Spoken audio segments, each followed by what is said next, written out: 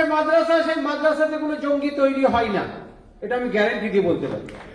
ইংরেজি পড়ানো হয়, এখানে সায়েন্স পড়ানো হয়, এখানে বাংলা পড়ানো হয়, তার সঙ্গে শুধু থাকে আরবি।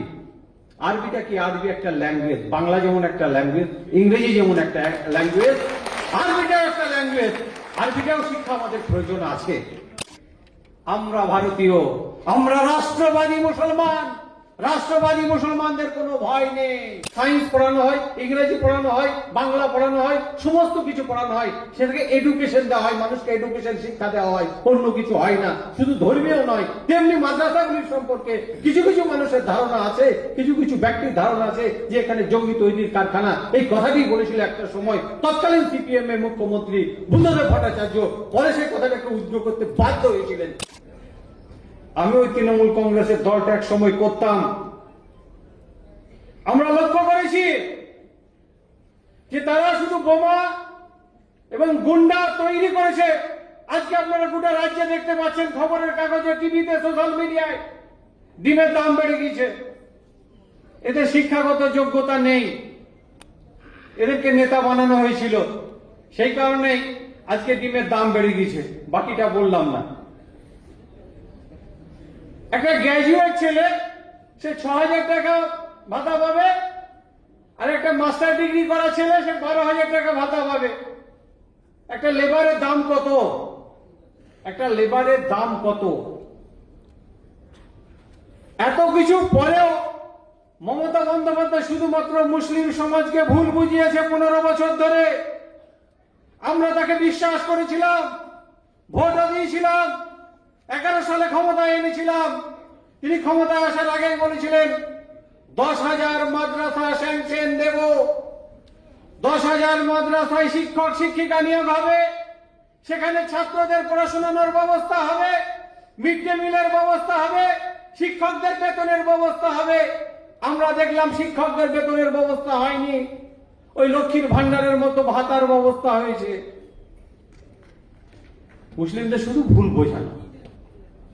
2025 সালে নভেম্বর মাসে আমি যেদিনকে বিজেপিতে জয়েন করি, সেদিন আমি বলেছিলাম, সেদিনও এসআইআর নামে ভুল বোঝাচ্ছিল তৎকালীন রাজ্যের মুখ্যমন্ত্রী মমতা বন্দ্যোপাধ্যায়, যে এই রাজ্যের মুসলিমদের পাকিস্তানে পাঠানো হবে, বাংলাদেশে পাঠানো হবে, আফগানিস্তানে পাঠানো হবে, এদেশের আমাদের থাকতে দেওয়া হবে না। আমরা কি লক্ষ্য করলাম? 2026 সালে 4ই মে যেদিনকে রেজাল্ট বেরোলো, রেজাল্ট ঘোষণা হলো, দেখলাম একটাও মুসলিম সমাজকে, একটাও মুসলিম ভাইকে বাংলাদেশে পাঠানো হয়নি, পাকিস্তানে পাঠানো হয়নি, আফগানিস্তানে পাঠানো হয়নি। আমরা ভারতীয়, আমরা রাষ্ট্রবাদী মুসলমান। রাষ্ট্রবাদী মুসলমানদের কোনো ভয় নেই। বারবার আমাদের রাজ্যের তৎকালীন বিরোধী নেতা, বর্তমানে মুখ্যমন্ত্রী, তিনি বারবার ঘোষণা করেছেন রাষ্ট্রবাদী মুসলমানদের কোনো ভয় নাই। কি রাষ্ট্রবাদটা? কি খাই না গায়ে মাখে? রাষ্ট্রবাদটা হচ্ছে আমরা রাষ্ট্রের পক্ষে। আমার মাদ্রাসার সামনে যদি ভারতীয় জাতীয় পতাকা ওড়ে, এতে ক্ষতি কি? আমার মসজিদের পাশে যদি ভারতের জাতীয় পতাকা ওড়ে, এতে ক্ষতি কি? এটাই ভুল বোঝাচ্ছিল মমতা বন্দ্যোপাধ্যায়, এটাই ভুল বোঝাচ্ছিল। আর এই শিক্ষকদের, আপনারা যারা শিক্ষক আছেন, আপনাদের শুধু ক্ষমতা দিচ্ছিল। আজকের দিনে 12,000 টাকা একটা মাস্টার ডিগ্রি করা ছেলের বেতন হচ্ছে 12,000 টাকা। খুব লজ্জাজনক কাজ। আমরা, আমাদের রাজ্যের মন্ত্রী আসবেন, কিছুক্ষণের মধ্যে হয়তো উপস্থিত হবেন, তেনার মাধ্যমে আমরা জানাবো রাজ্যের মুখ্যমন্ত্রীকে, যাতে একটা সাম্মানিকটা অন্তত পক্ষে বৃদ্ধি হয়, তার আমরা দাবি রাখবো। এবং এই মাদ্রাসা নিয়ে 2016 সালে বর্তমান মুখ্যমন্ত্রী, সেদিন সেচ মন্ত্রী ছিলেন, কয়েকবার আমি বসেছিলাম তখন। সেই সমস্যা সমাধান হয়নি।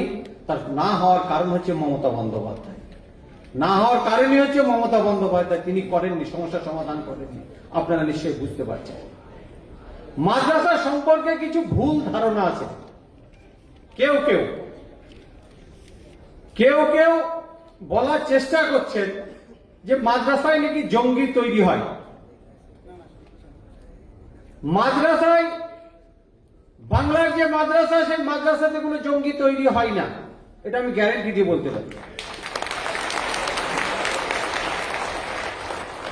যিনারা বলছেন তাদের স্বচ্ছ ধারণাটা নেই, তাদের শুধু ধারণাটা দেওয়ার জন্যই কথাগুলি বলছে।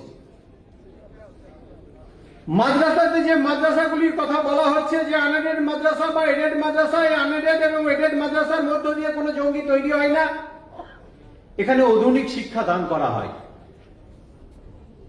এখানে অঙ্ক শেখানো হয়, এখানে ইংরেজি পড়ানো হয়, এখানে সায়েন্স পড়ানো হয়, এখানে বাংলা পড়ানো হয়, তার সঙ্গে শুধু থাকে আরবি। আরবিটা কি? আরবি একটা ল্যাঙ্গুয়েজ। বাংলা যেমন একটা ল্যাঙ্গুয়েজ, ইংরেজি যেমন একটা ল্যাঙ্গুয়েজ, আরবিটাও একটা ল্যাঙ্গুয়েজ। আরবিটাও শিক্ষা আমাদের প্রয়োজন আছে। এইটাই হচ্ছে আমাদের বিষয়। কিন্তু এখানে কিছু মানুষ ভুল ধারণা পোষণ করে।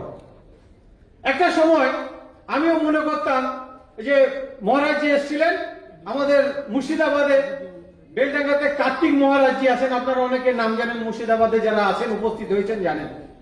আমারও ধারণা ছিল যে সেখানে শুধুমাত্র পুজো পাঠ করানো হয়, শিক্ষার কিছু ব্যবস্থা নেই। বিগত 3-4 বছর ধরে কার্তিক মহারাজের যে আশ্রম আছে সেখানে আমি যাই, মাঝে মধ্যে আলোচনা করি, এবং সেখানে তার স্কুল চলে, সিবিএসই বোর্ডের স্কুল চলে, শিক্ষা চলে, সায়েন্স পড়ানো হয়, ইংরেজি পড়ানো হয়, বাংলা পড়ানো হয়, সমস্ত কিছু পড়ানো হয়। সেটাকে এডুকেশন দেওয়া হয়, মানুষকে এডুকেশন শিক্ষা দেওয়া হয়, অন্য কিছু হয় না। শুধু ধর্মীয় নয়, তেমনি মাদ্রাসাগুলির সম্পর্কে কিছু কিছু মানুষের ধারণা আছে, কিছু কিছু ব্যক্তির ধারণা আছে যে এখানে জঙ্গি তৈরির কারখানা। এই কথাটি বলেছিল একটা সময় তৎকালীন সিপিএম এর মুখ্যমন্ত্রী বুদ্ধদেব ভট্টাচার্য। পরে সেই কথাটাকে উদ্যোগ করতে বাধ্য হয়েছিলেন। বাংলার মুসলমানদের আন্দোলনের চাপে তিনি উইথড্র করতে বাধ্য হয়েছিলেন। আমরা আমাদের রাজ্যের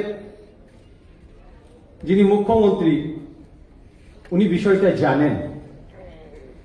বারবার আমার সঙ্গে আলোচনা হয়েছিলেন। একটা সময় উনি মুর্শিদাবাদের অবজারভার ছিলেন এবং সেচ মন্ত্রী ছিলেন। উনি বুঝবেন। এবং আমাদের যেটা কোপার চ্যানেল, সেই চ্যানেলটা হচ্ছে আমাদের রাজ্যের মাদ্রাসা মন্ত্রী আছেন ক্ষুদিরাম টুডু মহাশয়, তার মাধ্যমে আমরা সমস্ত দাবি দাবা মুখ্যমন্ত্রীর কাছে পাঠাবো। এবং আমাদের এই রাজ্যে আমার অভিভাবক তথা মাইনরিটি মোর্চার অভিভাবক আলী হোসেন সাহেব আছেন, তার সমর্থন প্রয়োজন, তার সহযোগিতা আমরা নিশ্চয় পাবো, এবং তার সহযোগিতা নিয়েই আমরা আগামী দিন মাদ্রাসা শিক্ষার উন্নয়ন করব। এই কথা বলে সকলকে অভিনন্দন, শুভেচ্ছা জানিয়ে আমার সংক্ষিপ্ত বক্তব্য শেষ করলাম। জয় হিন্দ, ভারত মাতা কি জয়।